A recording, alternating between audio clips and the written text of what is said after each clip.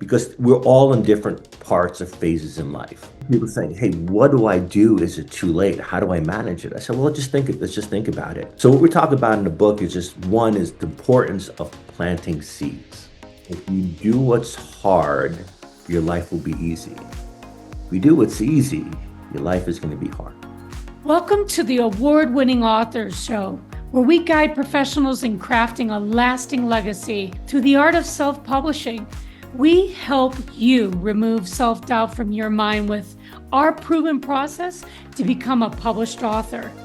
We have helped authors all over the world to publish their books since 2002. I'm your host, Lisa Umina, CEO of Halo Publishing International. If you're ready to become an award-winning author, let's get started. Today, I am so excited to talk to this amazing person who's crossed my life. I don't believe in coincidences. I really believe he was referred to Halo, and I'm excited about that. But aside from that, I've learned a lot from him. And he just touched my heart from the minute we had our first conversation. Today, I have Manuel Ruiz, who is a financial planner, now an award winning author, right? Best-selling author. And for me, I wanted to spend this time with him on the behind the scenes, right, of publishing a book, but to talk to him about, how it all started, like where did this whole beautiful career begin? And he knows I'm going to ask the question because I want all of our listeners to hear this. And this is what touched my heart is just to have a young little kid, being inspired by looking out his window. And I'll start there, Manuel. You tell us, your book, Why Not Me? It's so powerful, but I want you to share that behind the story of growing up in Jersey City and what led you to here. Yeah, well, thanks, Lisa. And I'll say, Lisa, if anyone has the privilege of working with her, she's the best. I drove her nuts throughout this process. It's just, but you have a phenomenal team. So I will send bottles of wine and whiskey for all the headaches I put you guys through. Um, so yeah, so Lisa, this was. I'm going to start from the beginning and maybe take a little bit more recent. To your point, I grew up in Jersey City, New Jersey, right? So Jersey City is exactly 1 mile away from downtown Wall Street. I got to imagine when I was a kid, we'd be out there, it was I lived in a railroad apartment, right? Had some other family members, aunts and uncles also had an apartments in there. So you can imagine it's the early 1980s. It's a different period of time, right? The Yeah, vibe absolutely. I remember every night we'd be on top of it. We'd go on the fire escape, looking outside, and we just see all these tall buildings, people in shiny suits, right? And just imagining what life would be on the other side of the river, right? So as a kid, we looked at it and we just saw abundance, right? We've had people not a care in the world. And on our side, right, in Jersey City, it's a reality, right? Maybe it's a little bit more violence. There was things that were happening. And as a kid, I just remember just imagining that. And it was one day, I was 10 years old. I remember from our nightly ritual, we're kind of going to fire escape, just imagining what life would be like, and going down to the kitchen and seeing my mom at the kitchen table. And it was kind of an old broken Formica table, and it was bills just stacked up to here, right? And I remember some crumpled bills on top of it. And she's saying, "Well, am I paying the rent this month? Or am I paying the electric bill?" Wow. Right. And I remember sitting down and I vividly say, "Hey, mom, why do we keep trying to decide like which bills to pay? Why don't we just make more money?" Never forget. And my mom cocked her head, looked at me, right? And was dead silence. And that silence was louder than anything someone can say, right? Because it was just like this look of despair, right? This look of like, this Yeah. is, she didn't say anything, but her silence there. I remember 10 years old and I walked to my bedroom that I shared with my two older brothers. And I remember saying, never again. I said, guys, when we grow up, so we had a social contract, right? Like we're going to be successful doctors or lawyers. So that's what our parents told us what we're going to do. But I said, never when we grow up are we going to choose if we're going to pay for rent or the electric bill. Right. I Wow. remember we was talking about it. They're two very successful attorneys, right? They're doing their thing. But that was the first time where my mindset shifted personally, right? Because we sit there and your environment, if everyone's in the same environment, you just kind of, you're in a certain place, but you have a certain mindset. And I realized that I was in a scarcity mindset, right? But I said that night, I said, why not be like the people across the river, right? That 1 mile distance for me felt like it was a million miles away, right? Mhm. Mindset was that way. But I remember then we started really starting on a mental journey. And we talked about just my life experience, what it was like to be in the 80s. My parents, right? But my dad was just a forever optimist, right? He tried tons of different business, started, fail quickly, just start another one. But his mindset was like, well, what he was my inspiration to think about later. Right. Why not? He's an And entrepreneur, whether they worked or not. you're He an just kept entrepreneur. going to, I mean, hence why we're here today. We have Yeah. that rooted in our system, right? Serial entrepreneur, which, throughout the life, it was on this journey. And in 2021, I said, my dad, man, he was my superhero. He passed in 2021, right? And when I think about what that, it really set off a whole chain of life events for me. So, he was battling cancer. So, your family always were taking him to visits. Any family who's gone through it can understand what that's like. But when he passed, I actually looked at it recently and we're finalizing he passed in March 8th of 21. My first starting of this book was in end of April of 21. So I started Wow. writing a month after he passed. Now Wow. it was scribble, scrabble stuff that I Right. wrote, but that was April when I started writing. It's because it was more of therapy for me, right? Like just let me Mhm. get thoughts, right? And so I started writing that therapy. That I remember sitting down with my team we're at Merrill Lynch at the time, and I said, "Hey, we're out. Like my dad was serial entrepreneur. Why are we staying at this big company, right? Why not we just go off on our own, right? It was COVID, right? It's the middle of COVID. It's raging. You're not allowed in the office." I Right. said, "I think we should be doing things differently." Again, that's my dad speaking to me. It's like entrepreneur. He always said, "Why are you guys working for these big companies?" Like, nope. So I don't know how we did it, but put our head together. Will Duro, someone else at the time, and in November 4th, which is next week, right? We started Compass Private Wealth, and which I guess we're hit 4 years in next week. How Um, many of you were you? at That's the time was three, wow. and we It's just almost said like the Jerry Maguire. it was definitely a Jerry Maguire moment. It was definitely a Jerry Yeah. Maguire moment. I I said, love "Hey, it, right? we're No good. guts, no glory. Just got to do it. You just got to do it. We had I felt that we had a compelling value prop. Our clients have been with us for a long time, right? We made a couple of changes before, and we said, let's just do it on our own, right? And we'll get into that later. But again, that was well, why not me? And that was the moment. And my dad did all this stuff. He started tire businesses, real estate businesses, burglar alarms, salsa restaurants. I mean, he I did it love all. it. I love it. Why shouldn't I start my own investment firm? Sounds crazy, right? To most people. I said, well, why not me? And we started and we're thriving. The business is growing we're way past I ever thought we would be right now. And then one of the other things we thought about was then the whole book concept was, okay, we got the practice going. Then I said, well, I need to get the CFP, which is this Herculean effort of tremendous amount of commitment, time, study, Yeah. probably 2 months nonstop. I said, okay, I'm getting this because I wanted to have the book out, but I felt I wanted to come from a place of authority. It's like I felt really good, but there's probably some nuggets I can probably get from being a CFP. So I wanted to make sure I had that. So I passed that exam last November, right? So we got to practice, got all the clients over, and then I said, okay, finish the CFP, started writing the book, right? Started to complete the book. I met Lisa and her awesome team. And then I said, hey, Lisa, by the way, I know we got everything wrapped up. I just need to by this date, and you want to shoot me if you could. But we made it happen. And part of the cool thing even about the book was, so I took the test last November Right. when I I presented at the National CFP conference, which never happens, right? Less than a year. And it was actually presented with one of the guys who ran the whole education program. So nationally known, some gentleman named Brett Danko.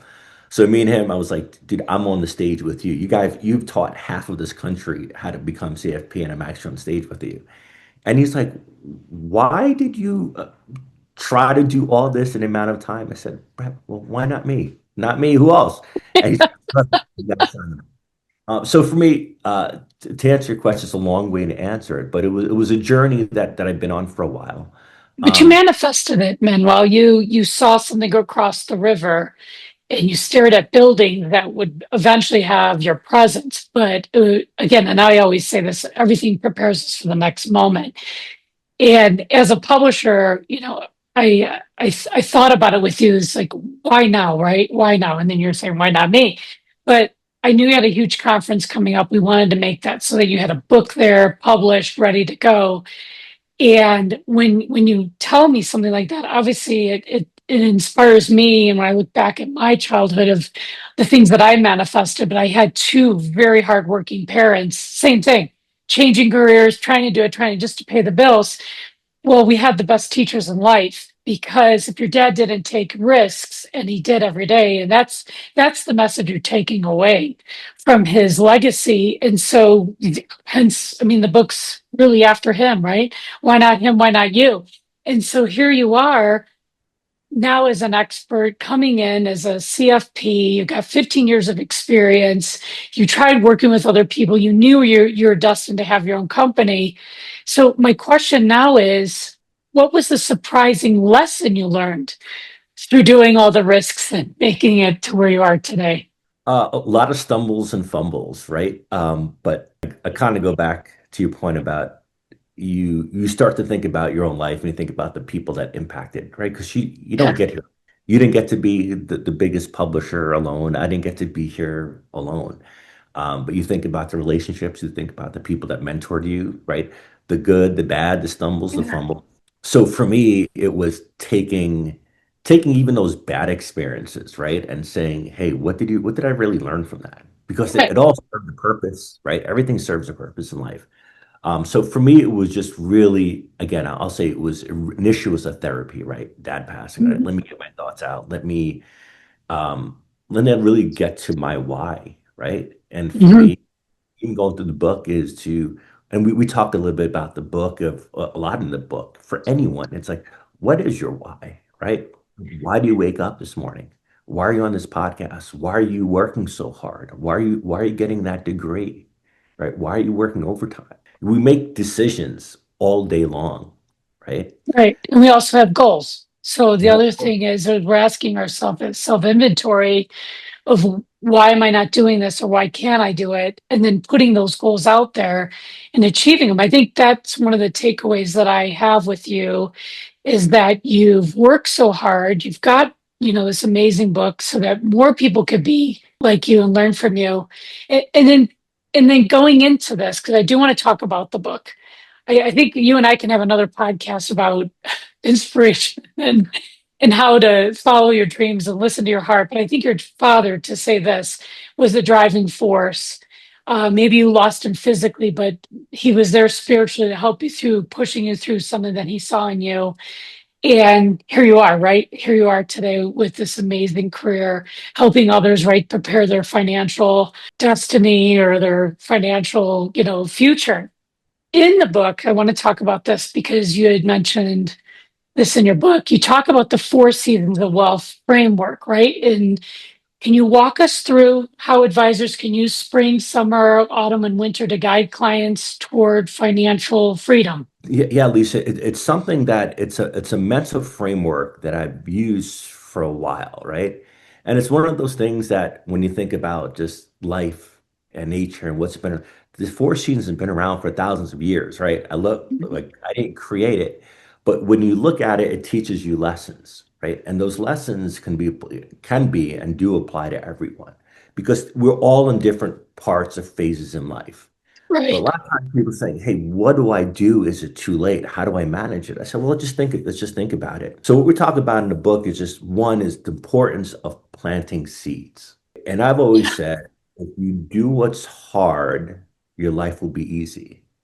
If you do what's easy, your life is going to be hard. If you do what's hard, no one likes to, it's not fun to save a lot of money when you're young, right? You have bills, but if doing what's hard is putting as much as you can into a retirement account as possible. If you have children, right? Like if you what's your why? You want to make sure your kids go to school. We always talk about understanding your why because if your why is powerful, the how is easy, right? Mhm. Because that why is just so powerful enough. No, I'm like my dad said, I'm gonna make sure all my kids go to college, right? That was a very powerful why because his why was focused on legacy, right? And Mhm. we'll talk about the archetype, how you think about your why. But when you think about it, when you're young, do what's hard. Max out your 401k, max out 529 for your kids.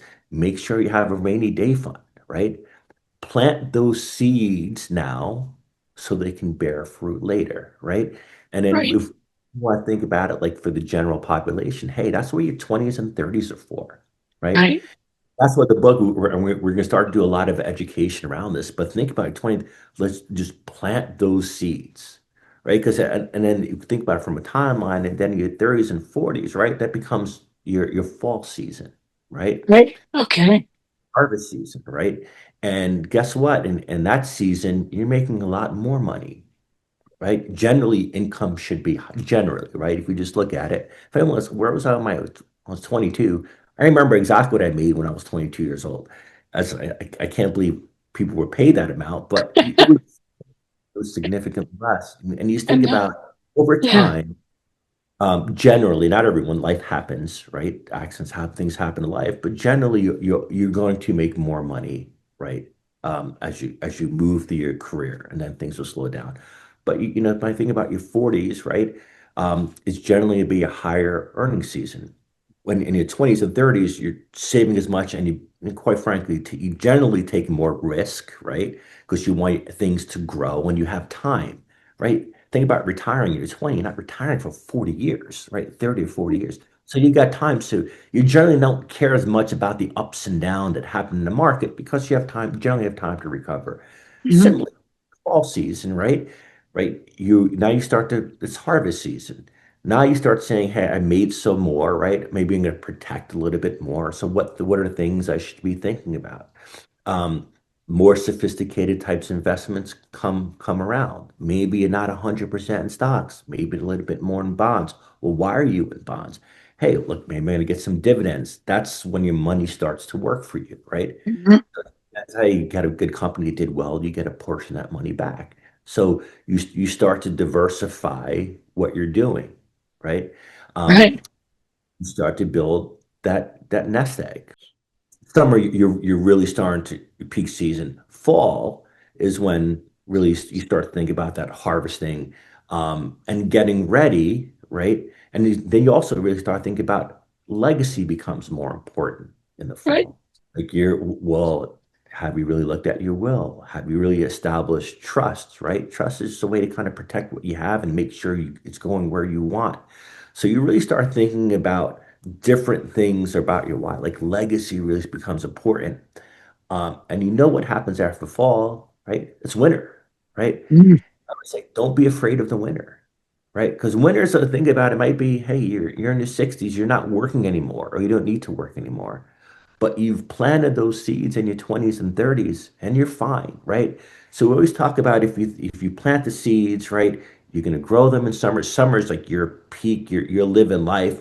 Don't get too comfortable, keep the plan going, right? Fall is that harvest season. Now I'm really thinking about legacy.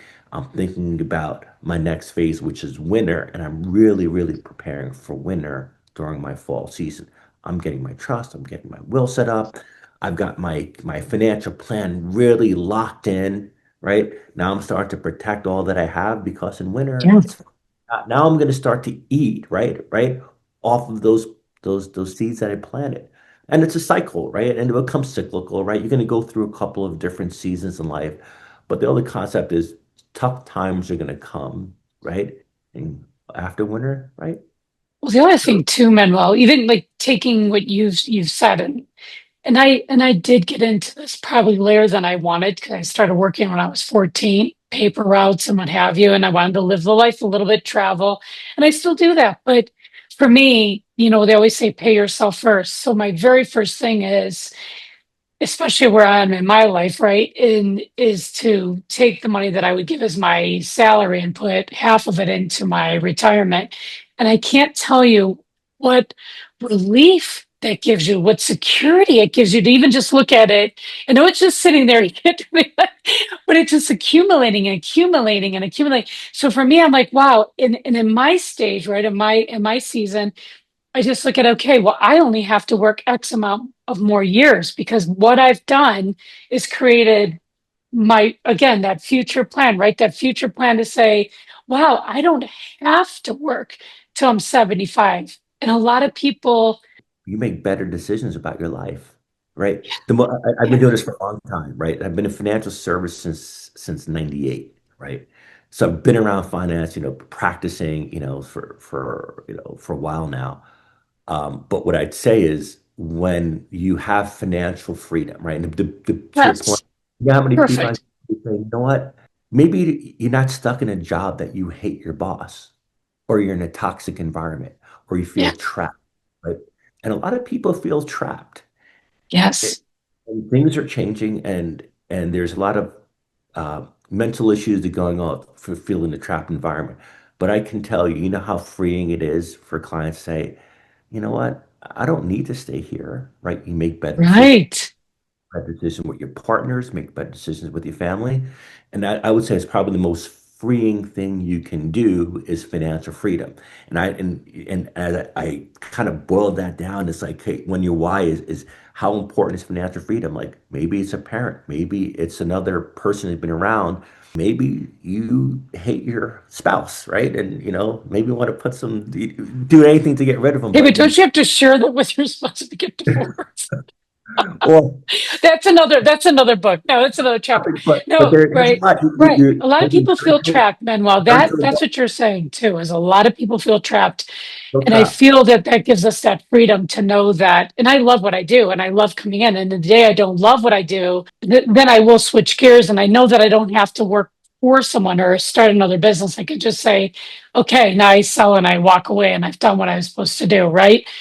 But for me, like that's why I think it's so important when people can get a book like yours, because I never think it's too late. I really feel that any kind of freedom that you can start right now, and it's sad. I really wish, back in I don't know now in school, but I wish when we were in high school that they would instill that with us to say, hey, here's your paycheck, pretend you didn't make this, or just something, even balancing a checkbook, right?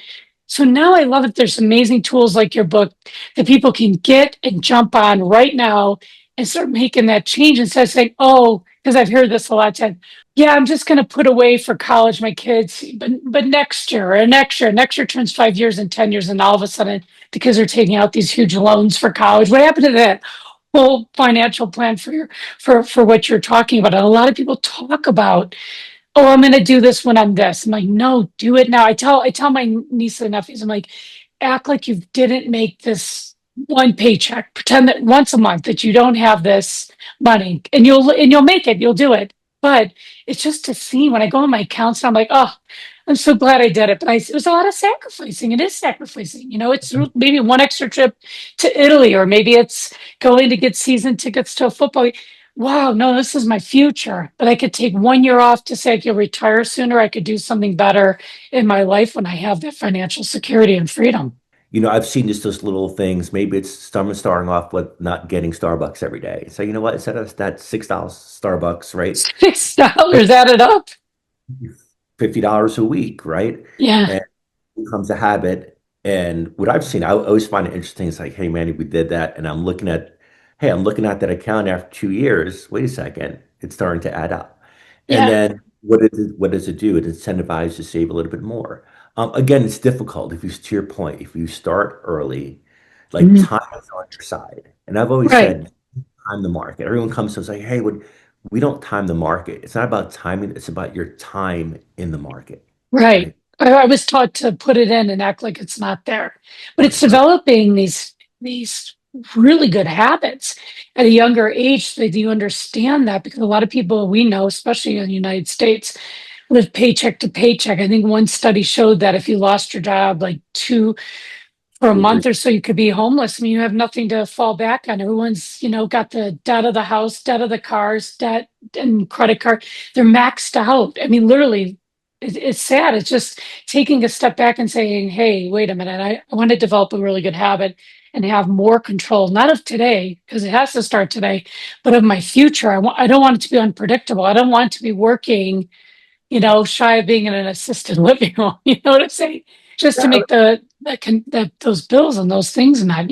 Always go back to why. Like why do you do what you do, right? Why is it, and really dig peel the onion? Why is it important? Why is it so important? What happened when you were younger, right? I went through that reflective process again, sitting at the kitchen table, my mom sitting there with a stack of bills, and I just said never again, right? And I didn't want that for my daughter. I don't want it for myself, right? No, my parents, look, they figured it out afterwards, right? He was selling tires, right? And the tire shop got bigger and created a bigger tire shop and opened up one in New Jersey, New York, New Jersey, then used some of the money to buy an apartment building, right? I And love then it. I love it. I bought another apartment building. His mindset, I'd say, drastic than my mom's mindset. My dad was full abundance, nothing failed. My mom was one actually paying the bills, so she was always trying to stretch every penny. But even after they you know, found wealth, she still has the mindset of, hey, like I've got to save every penny. I love Um, that mindset. That's a great mindset to have. but I'm like, hey, wow, we're okay. Hey, and we're doing well. And Buzz like, you've got money. But that's the mindset. So the point of Yeah. like understanding like the heuristics, right? So these some of the behaviors, right, to help define some your financial decisions, your biases, right? We all have biases, loss aversion, right? She could have it all, but she doesn't want to lose a dime, right? So we talk a lot about heuristics, and heuristics. I kind of lean back to, well, what was your experience growing up? Because that's probably influencing why you're holding, maybe why you're not saving. Maybe you saw a not, or your dad lost his money in the market, right? And maybe that's causing you not to do it. So I think it's just really Or the important. depression. Depression was really big back then. So you had a lot of people hoarding money, not going to the bank. So it's a way to survive. And when you study history and all the things that happened, and it made sense too. My great aunt hid money in the registers because of the depression. She worked till she was 80 as a nurse. But in that story, isn't it's instilled in me, and sometimes I find that I'm hoarding money. I just like to have some cash hidden in my house just for any emergency, and it gives me comfort. So understanding too, I think what you learn when you're so young, and knowing that that's not what you wanted and you're going to work so hard to get here, and here you are, and now you're leading other people to have amazing lives and have something that they can fall back on and have this financial freedom like you worked so hard to teach and to learn yourself.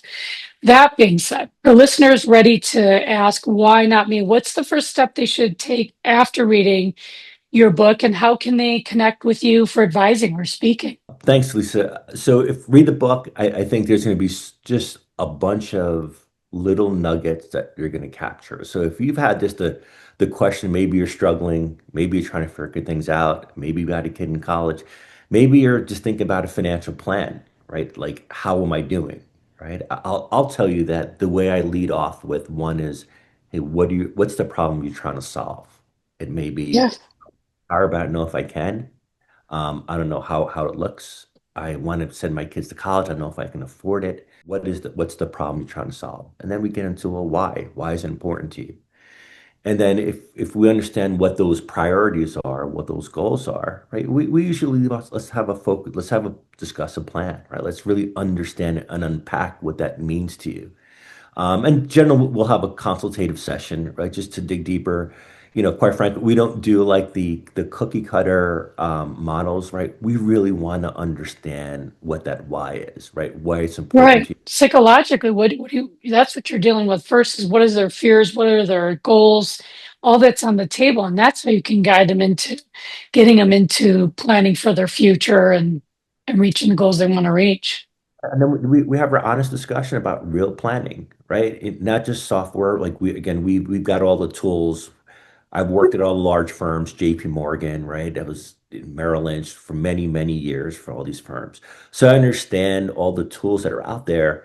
The gap I've always felt is, hey, let's make it more meaningful to someone, right? And Right. then yeah, and then synthesize, hey, here's some observations, here's some recommendations. Let's get a solid plan that you agree with, right? Mhm. And the market, I've always said, I don't care what the market does, right? Who cares? Because Right. I benchmark to the market benchmark it to what your plan is, right? So if you're saying, hey, I want to live off of X amount of dollars a year, right? That's the benchmark. It's not the stock market. And I think if someone takes the time with it, doesn't have to be with Compass Private Wealth or with Manny, right? There's some other good firms out there, right? I love what we do. I'm passionate about what we do. Give us a call. But if work with a CFP, work with someone who really understands planning, right? Right. Someone who's been at it for, I'd say, generally recommendation 10 years plus, right? So a fiduciary, someone that's a CFP, someone that's really going to take the center of life around planning, that would be the first step, right? Talk to me, talk to another firm, but that would be my initial recommendation for someone. And I take think it that's slow. good. Yeah. I think too, Manuel, something that I think you experience even with my company, and this is something I'm very strong about, is being involved in the first meeting. That you're not talking to anyone else but the owner of the company. And I can't say that enough because I am with another firm with my portfolio, but I just feel like it sometimes is I'm a number, right? I don't have that personal touch, that connection that really understands my goals. It's just they're trying to make their quota. And I'm being very transparent, just saying and my feeling and feedback on that. So I think your message is that when they come to your firm that it's not it's so big, right? It's more intimate. They're gonna work with you, face to face and a Zoom call or what have you, but that they're gonna have you have a better connection and a better understanding the goals versus just trying to put you in a slot because it's so important, especially when you're talking about working with someone and their emotional sides to this and where they're at in their life. Because it's important. You have to have that connection, and I think it's really hard sometimes in the big companies to have that special service. I do know you as a person. That's what you bring to the table, and hence why you open up your company because you know that you can give that back and you can change maybe from another experience from another company and have something really beautiful that someone can feel a part of and they feel that they're being paid attention to and it's customized and it's personalized for them. So that I can say about you. What I want is for listeners to know that yes, he was a number one Amazon bestseller in two categories, number two and I think three. He is on Amazon, Barnes and Noble, Goodreads, Books a Million. Why Not Me by Manuel Ruiz. And I want to thank you so much for this beautiful time together.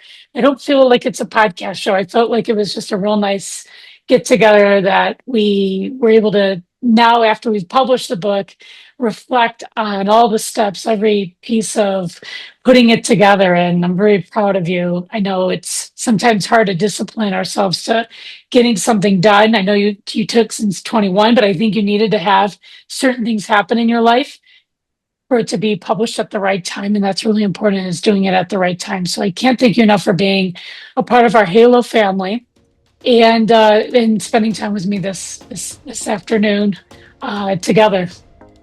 I appreciate you, Lisa. Excellent podcast. You guys are excellent publishers, phenomenal team. Thanks for the opportunity. I'm just hoping this book will make people's lives a little bit better than it was before they read the book. Thank you, Emma. Thank you for listening to today's episode. If you're ready to publish your book, please submit your manuscript on halopublishing.com, or you can download our free publishing guide to learn everything you need to know about the entire self-publishing process. Start writing your legacy today.